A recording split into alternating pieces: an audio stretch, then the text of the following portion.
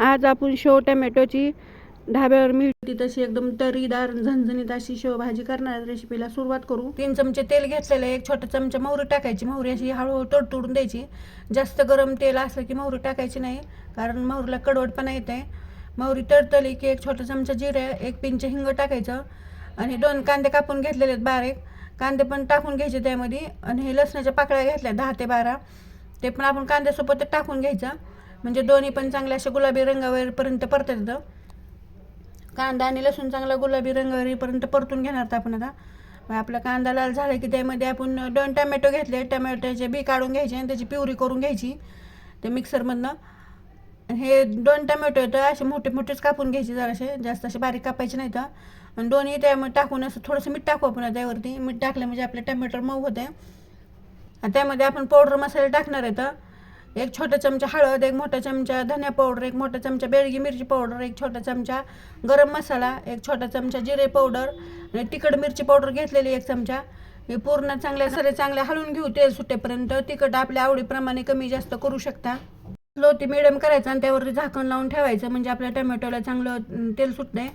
बघा टमॅटोला आपलं तेल सुटलेलं आहे आणि आपल्या मोठे टमॅटो टाकले होते तुकडे, ते पण मऊ झालेले आहेत। हे 2 चमचे दही घेतलेले, दही फिटून घ्यायचं, दही आंबट घ्यायचं नाही आहे, ताजं दही घ्यायचं। थोडीशी कोथिंबीर टाकायची आणि दही टाकले की सारखं हलवत राहायचं, म्हणजे आपलं दही फुटत नाही ग्रेव्हीमध्ये।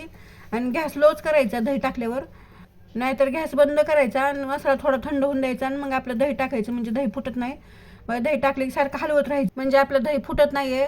मग आता 2 मिनटासाठी झाकण लावून ठेवून दह्याला टमॅटोची ग्रेव्हीला एकदम मस्त असं कलर आलेला आहे आणि तेल पण छान सुटलेलं आहे। कलर बघा किती छान आलेला आपण बेडगी मिरची पावडर टाकल्यामुळं।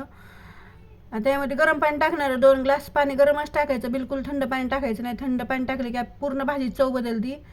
अशा ग्रेव्हीच्या भाज्या केले कधी पण गरमच पाणी टाकायचं। 2 ग्लास पाणी टाकणार आहे मी। चवीप्रमाणे मीठ टाकायचं, कारण आपण मगाशी पण थोडंसं मीठ टाकलेलं आहे टमॅटोमध्ये, त्यामुळे आता थोडं कमीच टाकायचं। ह्याला उकळे आले की झाकून ठेवायचं आणि 5 मिनटासाठी चांगलं लो ते मिडियम गॅसवरती चांगलं शिजून द्यायची आपली ग्रेव्ही। आपली ग्रेव्ही छान शिजलेली 5 मिनटं, आपली तरी पण खूप छान आली आणि भाजीला कलर पण खूपच छान आलेला आहे। तुम्हाला जर भाजीमध्ये कशी कडक जर शेव आवडत असली खायला, तर मग आपल्याला तेवढ्यामध्ये शेव टाकून घ्यायचं आणि झटकीपट होतं अशी होणारी शेव भाजी। जास्त मसाले लागत नाही, काही नाही, पटकन होती।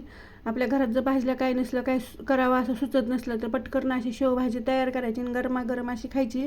ही माझी रेसिपी कशी वाटली कमेंटमध्ये नक्की सांगा। लाईक करा, शेअर करा आणि चॅनल जर नवीन असेल तर सबस्क्राईब करा।